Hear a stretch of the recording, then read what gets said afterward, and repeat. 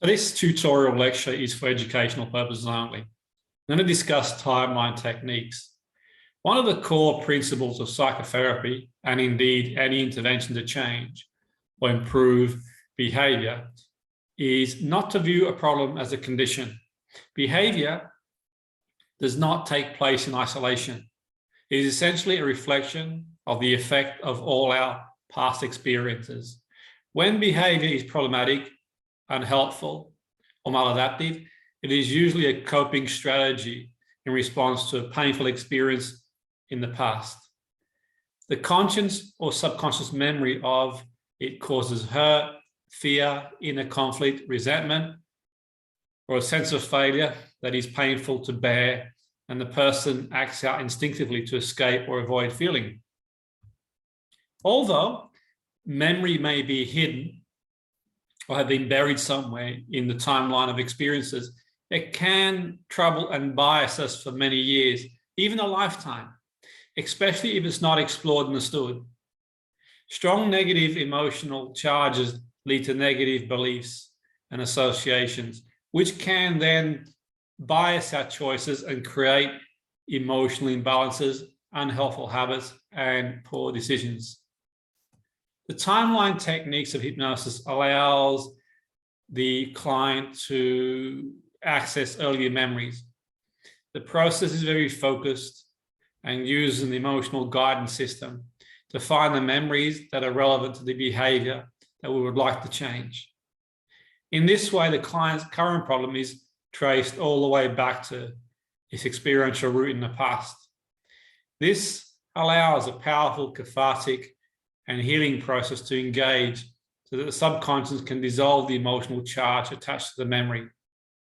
A person's timeline is vast and detailed index system of all memories of life, and some claim past lives as well. This is especially important when you don't understand why you have a certain problem or why it seems hard to change. This approach always is also helpful potentially in the sense that it avoids randomness that may be found in the regression therapy and is therefore more targeted on a specific issue. The timeline technique is derived from the principles of neuro-linguistic programming, NLP, and Erickson and hypnotherapy. It was developed in 1985 and proposed that the subconscious mind encodes and stores all our memories and experiences.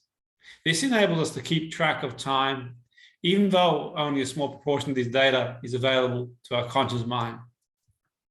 The memories are presented in a linear fashion, which is referred to as timeline. According to Dr. Friedman Schwab, when in light trance state, a person can identify where their timeline is by closing their eyes and pointing in the direction of the past and future by imagining a line between these 2 points. I've done a previous lecture on this before. If you want to watch that, it's on YouTube. On the level of subconscious mind, memories that relate to specific negative emotional or helpful belief, such as I'm not good enough, I can't trust anyone, are chained together in a sequence of events called the Gestalt.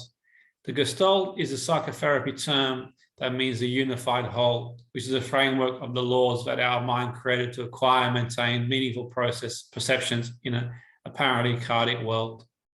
The timeline technique does not focus on each individual event, but releases the entire Gestalt, beginning with the very first event of the problem until the present problem.